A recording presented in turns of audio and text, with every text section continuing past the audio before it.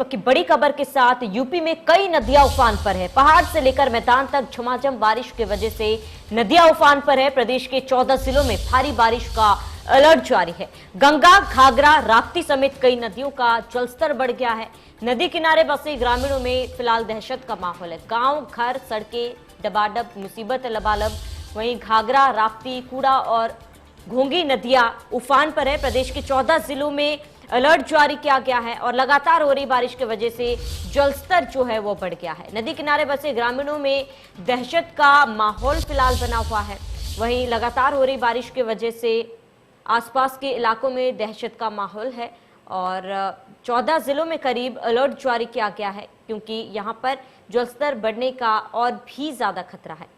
तो यूपी में कई नदियां फिलहाल उफान पर है। पहाड़ से लेकर मैदान तक बारिश हो रही है, जिसकी वजह से नदियां जो है उफान पर है। नदियों में जलस्तर जो है वो बढ़ गया है।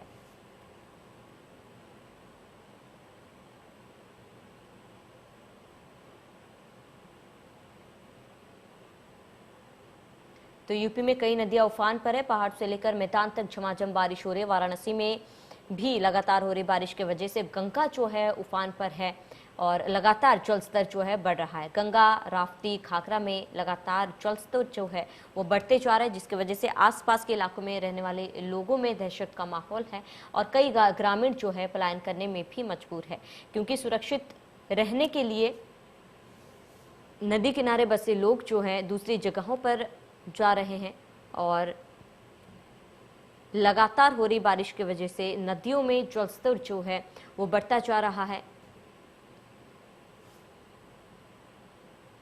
अभी जून का महीना चल रहा है, अभी ठीक से मानसून भी पूरे देश में नहीं पहुंचा है, लेकिन बारिश और बाढ़ का कहर तो ऐसा है जैसा कि जुलाई और अगस्त के महीने में दिखाई देता है। कहीं झमाझम बारिश तो कहीं नदियों में बाढ़।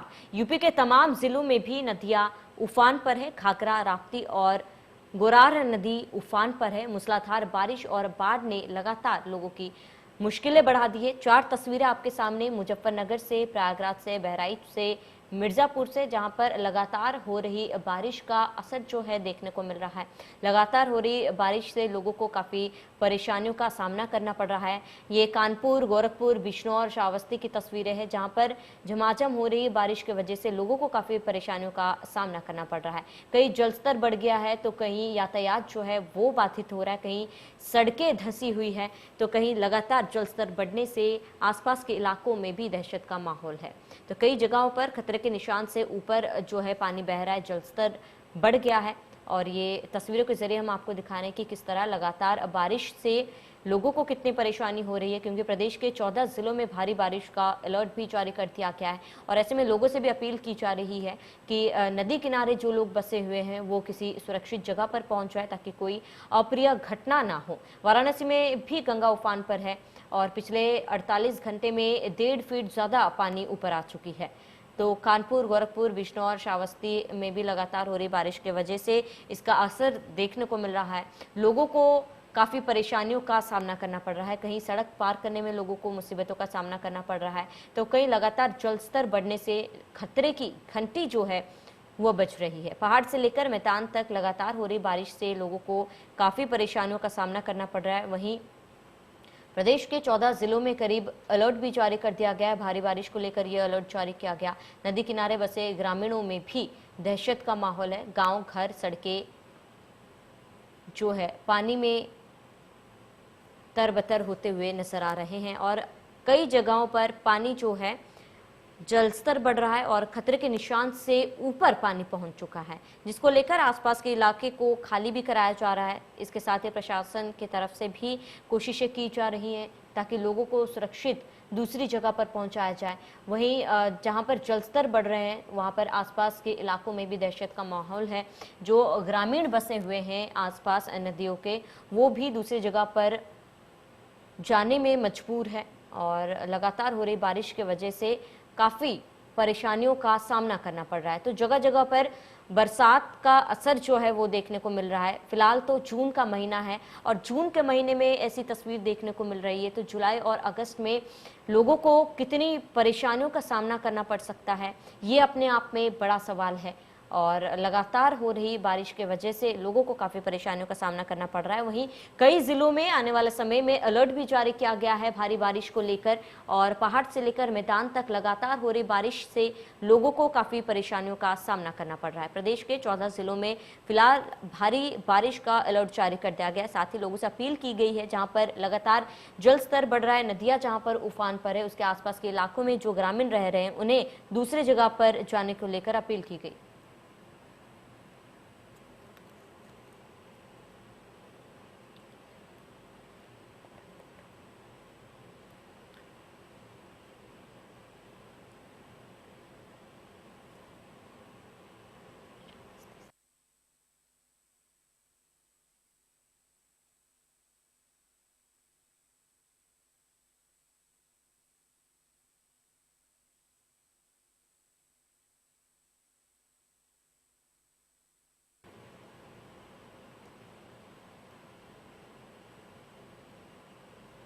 वही ज्यादा जानकारी के लिए हमारे संवाददाता हमारे साथ जुड़े हुए हैं, सुशील गोरखपुर से हमारे साथ जुड़े हुए हैं, संजय हमारे साथ बहराइच से जुड़े हुए हैं, इसके साथ ही मिथिलेश हमारे साथ श्रावस्ती से जुड़े हुए हैं। संजय, आपका रुख करूंगी, फिलहाल बहराइच में क्या कुछ स्थिति है, बरसात को लेकर, मौसम को लेकर क्या कुछ अपडेट है?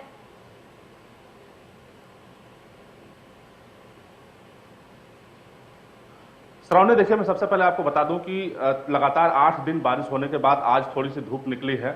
और सबसे बड़ी बात यह है कि एक तरफ मौसम विभाग ने 14 जिलों में बारिश का अलर्ट जारी किया है और हाई अलर्ट जारी किया है। उसी तरीके से बहराइच में भी हाई अलर्ट जारी हुआ है।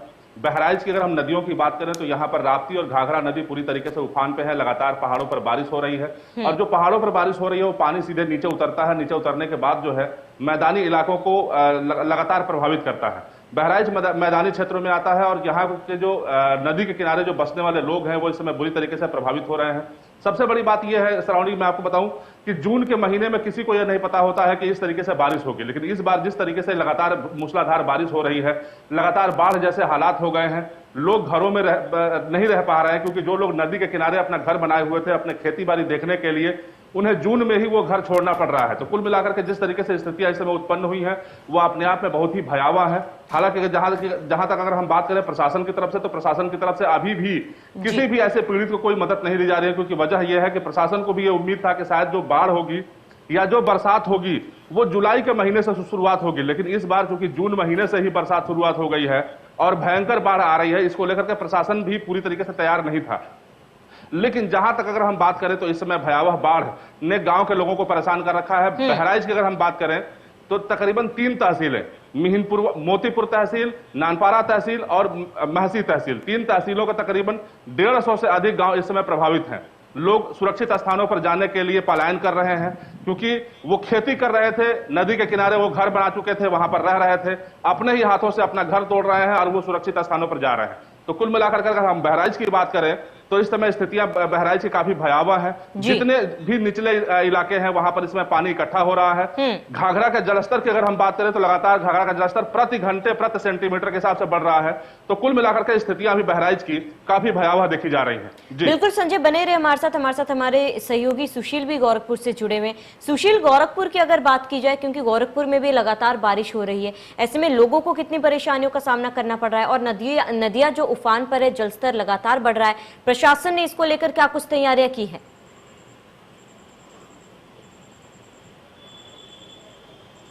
देखिए श्रावणी, निश्चित रूप से जो इस बार जो मानसून ने समय से पहले दस्तक दी है और लगातार जो बारिश हुई है वो अपने आप में एक रिकॉर्ड कायम की है, क्योंकि अभी जो ये तो कह सकते हैं कि ये पूरी तरह ट्रायल है, अभी फिल्म पूरी तरह बाकी है। ट्रेलर में आप देख सकते हैं कि जिस तरीके से लगातार बारिश हो रही है और खास करके नेपाल से जो पानी छोड़ा है उसकी वजह से, चाहे राप्ती हो, चाहे आमी हो, चाहे रोनी हो, फिर या फिर सरयू हो, सभी जगह की नदियां जो है उफान पे है और सभी नदियों के जलस्तर में वृद्धि हुई है।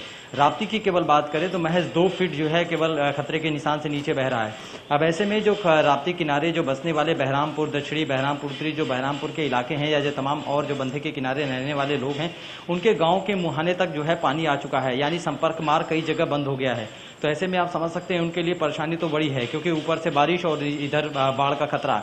हर साल इस तरीके से इनके आसियाने इनके सामने तिनकों की तरह जो है लहरों में बह जाते हैं, और ये बेचारे मजबूर होकर के केवल सरकार और प्रशासन को टकटकी लगाए देखते हैं, क्योंकि हर साल इसी तरह से ये राप्ती और आमी का जो दंश है उसको झेलने को मजबूर रहते हैं। और इस बार पहले ही ये लोग सरकार से मांग कर रहे हैं कि कम से कम कुछ ऐसी मुकम्मल व्यवस्था हो जाए जिससे अगर बाढ़ एक बार फिर से जो है अगर गाँव में घुसता है तो हम उससे निजात पा सके, कोई कैजुअलिटी ना हो, और हमें राशन और से लगाए तमाम जो दवाइयाँ हैं उनकी चीज़ें जो है वो मुहैया समय से हो जाएं।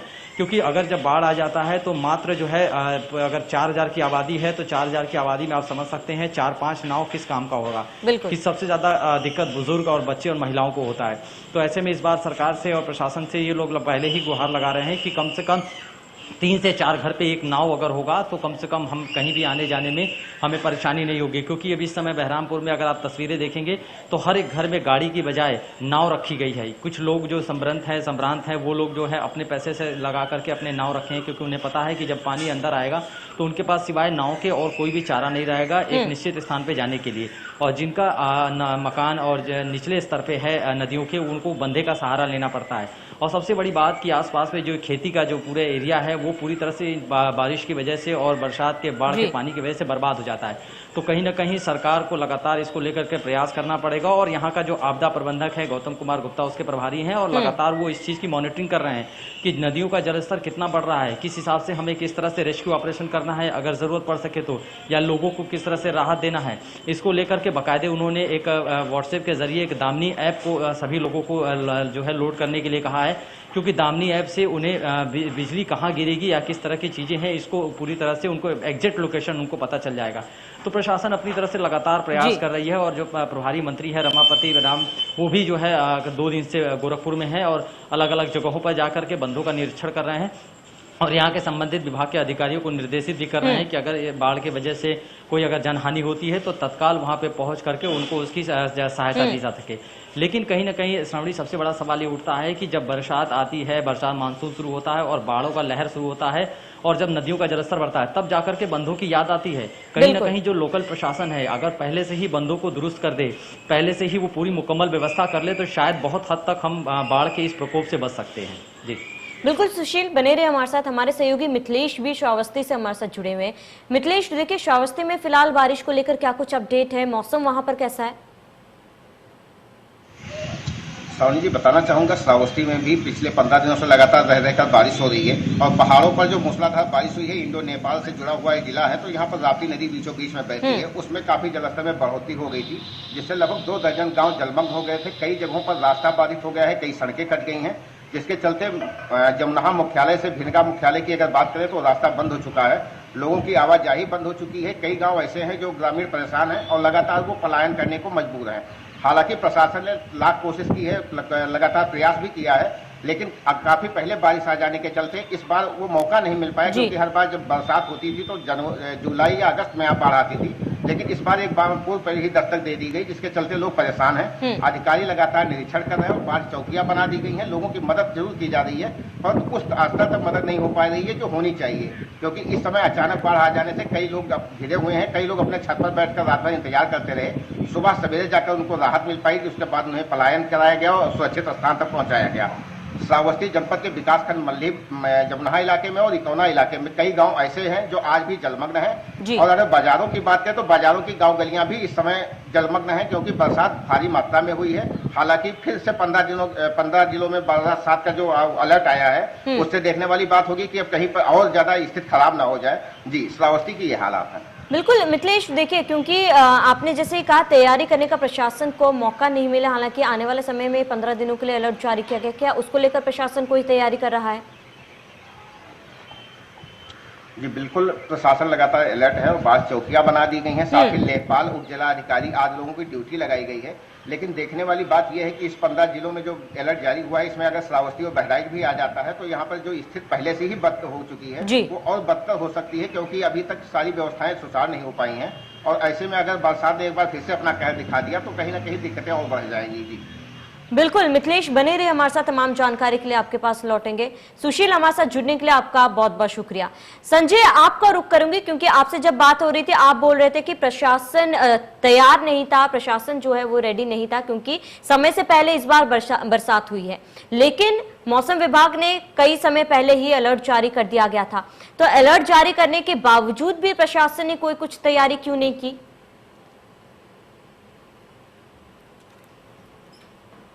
निश्चित तौर पर सामने देखिए, मैं इसको प्रशासन की तरफ से घोर लापरवाही ही कहूंगा, क्योंकि लगातार मौसम विभाग जो है वो पहले से ही अलर्ट जारी कर रहा है और मौसम विभाग की तरफ से लगातार चेतावनी दी जा रही थी कि भयानक बारिश आ सकती है, नदियां उफान पर आ सकती हैं, जो तराई इलाके हैं वो जलमग्न हो सकते हैं।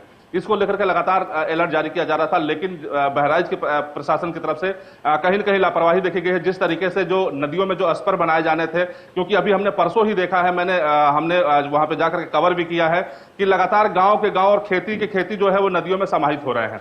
जो गांव के जो ग्रामीणों की जो खेती है, जो लहलहाती फसल है, वो नदियों में समाहित हो रही है। तो कहीं न कहीं इसके पीछे प्रशासन की फेल्योर नीति ही कही जाएगी, क्योंकि अगर इस पर पहले बना लिए गए होते, जिस समय गर्मी चल रही थी, जिस समय सूखा हुआ था, उस समय अगर इस पर बना लिए गए होते तो शायद ये जो नदी इस समय बह रही है उसका ठोकर किनारे जाता और जो किसानों के खेत है वो बच जाते। लेकिन कहीं न कहीं जो जिला प्रशासन की जो नीति रही है, जिला प्रशासन की जो तैयारी रही है, उसे पूरी तरीके से फ्लोर माना जाएगा। वो यही वजह है कि लगातार जो ग्रामीण है, जो नदी के किनारे रहने वाले जो कटानग्रस्त पीड़ित हैं, वो अपने घरों को तोड़ने पर मजबूर हैं, वो अपने घरों को खुद के हाथों से उजाड़ने पर मजबूर हैं, क्योंकि लगातार जो नदी है वो कटान कर रही है और उनके घरों को आगोश में ले रही है। तो इससे साफ साफ देखा जा सकता है कि कहीं न कहीं जो प्रशासन है वो पूरी तरीके से तैयारी मुकम्मल नहीं कर पा रहा है, जिसको लेकर के इस तरीके से स्थितियां उत्पन्न हो रही है। जी बिल्कुल संजय, बने रहे हमारे साथ हमारे सहयोगी राजवीर भी बिजनौर से जुड़े हुए हैं। राजवीर, देखिए प्रदेश के 14 जिलों में अलर्ट जारी किया गया, क्या बिजनौर भी उन जिलों में शामिल है? और बिजनौर में मौसम को लेकर क्या कुछ हालात हैं? अगर लगातार बारिश हो रही है तो फिलहाल वहां की क्या कुछ तस्वीरें हैं? श्रावणी, आपको बता दूं, बिजनौर जिले में अलर्ट जारी किया गया है। पहाड़ों पर लगातार बारिश हो रही है, जिसके कारण बिजनौर में गंगा का जलस्तर बढ़ गया है। उत्तराखंड से 8.5 लाख क्यूसेक पानी छोड़ा गया है, जो अपने आप में मायने रखता है। और उसके बावजूद बिजनौर की जो गंगा है उफान पर है। जिला का प्रशासन लगातार बाढ़ निगरानी कर रहा है और गांव जो बाढ़ के गांव है, मंडावर थाना इलाके के लगभग दर्जन भर से ज्यादा गांव हैं जो बाढ़ से प्रभावित हो सकते हैं। कुछ लोग फंसे हुए भी थे। कल हमने खबर चलाई थी कि गंगा के दूसरी तरफ दर्जनों लोग फंसे हुए थे, जिन्हें रेस्क्यू करके निकाला गया है। मोटर बोट के द्वारा पीएससी और एसडीआरएफ की टीम यहाँ पर काम कर रही है। जिला प्रशासन लगातार अलर्ट पे है और जो आसपास के गांव हैं गंगा किनारे के, उन्हें सूचित किया जा रहा है। अलग अलग माध्यमों से उन्हें जानकारी दी जा रही है कि कोई भी जंगल की तरफ ना जाए, क्योंकि 8.5 लाख क्यूसेक पानी छोड़ा गया है, जो अपने आप में बहुत बड़ी होता है। जी बिल्कुल राजवीर, क्या प्रशासन की तरफ से उन लोगों के लिए कोई तैयारी की गई है, कोई मदद के लिए कुछ चीजें तैयार की गई है जो लोग नदी के किनारे रह रहे हैं और पलायन करने के लिए मजबूर हैं?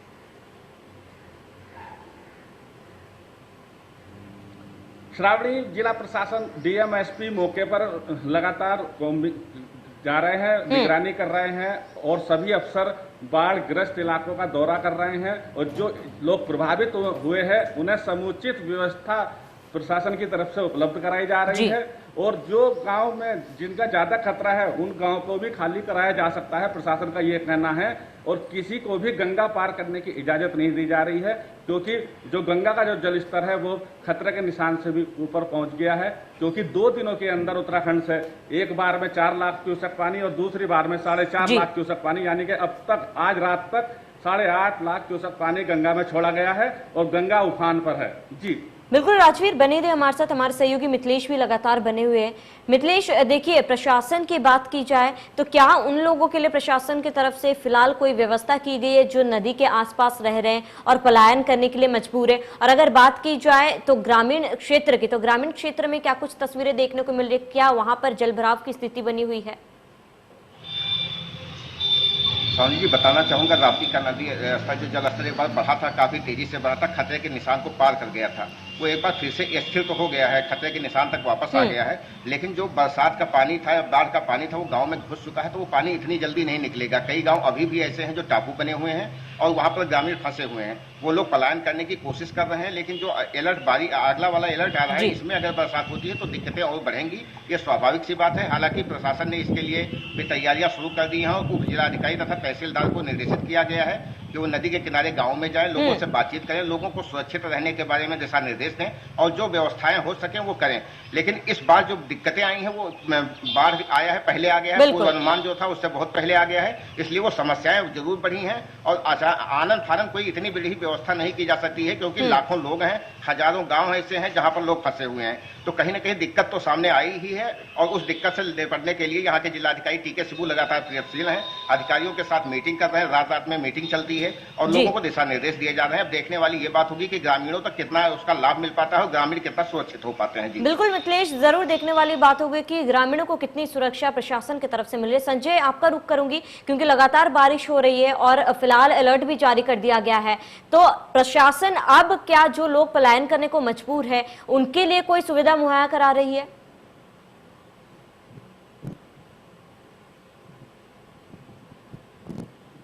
निश्चित तौर पर देखिए श्रावणी में मैं आपको बता दूं कि जिस तरीके से अचानक बारिश शुरू हुई और लगातार बारिश होती ही रही, एक हफ्ते से लगातार मूसलाधार बारिश होती रही, पहाड़ों पर तेज बारिश होती रही, सारा पानी जो पहाड़ों का पानी है वो नीचे तराई भागों की तरफ आता रहा, तो निश्चित तौर पर बहराइच में जो है वो बाढ़ के हालात और भी भयावह हो गए। लेकिन प्रशासन की तरफ से अगर हम बात करें तो अब चूंकि लगातार जो इलाके के जो लेखपाल हैं या कानूनगो हैं या जो इलाकाई अधिकारी हैं वो अब गांव में जाना शुरू कर दिए हैं, लेकिन फिर भी मैं एक बात जरूर कहना चाहूंगा कि जिस तरीके से पहले से मुकम्मल तैयारियां होनी चाहिए थी वो तैयारियां नहीं है, क्योंकि आज अगर भयानक रूपी बाढ़ अगर त्रासदी अगर बढ़ा देती है तो प्रशासन के पास शायद कोई भी ऐसी तैयारी नहीं है जिससे बचाया जा सके। क्योंकि वजह यह है कि जिस तरीके से गांव गांव में नाव लगाई जानी चाहिए वो नाव अभी भी दिखाई नहीं पड़ रही है, क्योंकि प्रशासन ने तैयारी की थी कि जुलाई में नाव लगाई जाएगी। और जिस तरीके से लोगों को यह बताया गया था कि आप लोग हर हालत में अपने घरों को छोड़ करके बाहर आप लोग सुरक्षित स्थानों पर पहुंच जाएं, तो कहीं ना कहीं जिस तरीके से अब तस्वीरों में हम लोग देख पा रहे हैं कि जो ग्रामीण है वो किसी दूसरे के सहारे या ग्रामीणों के सहारे या कोई गांव की नाव लेकर के और किनारे आने पर मजबूर है। तो कुल मिलाकर के प्रशासन की तरफ से जो तैयारियां होनी चाहिए थी, जो प्रशासन की तरफ से पूरी तरीके से गांव को लेकर के जो संवेदनशीलता दिखानी जानी चाहिए थी, वो नहीं। बिल्कुल संजय, हम उम्मीद करते हैं कि अब प्रशासन अलर्ट हो जाए, क्योंकि अलर्ट जारी कर दिया गया तो प्रशासन भी सभी लोगों की सुरक्षा के सारे इंतजाम समय रहते कर ले। आप सभी का हमारे साथ जुड़ने के लिए बहुत बहुत शुक्रिया। चलिए इसी के साथ इस बुलेटिन में मेरे साथ इतना ही। देखते रहिए इंडिया न्यूज।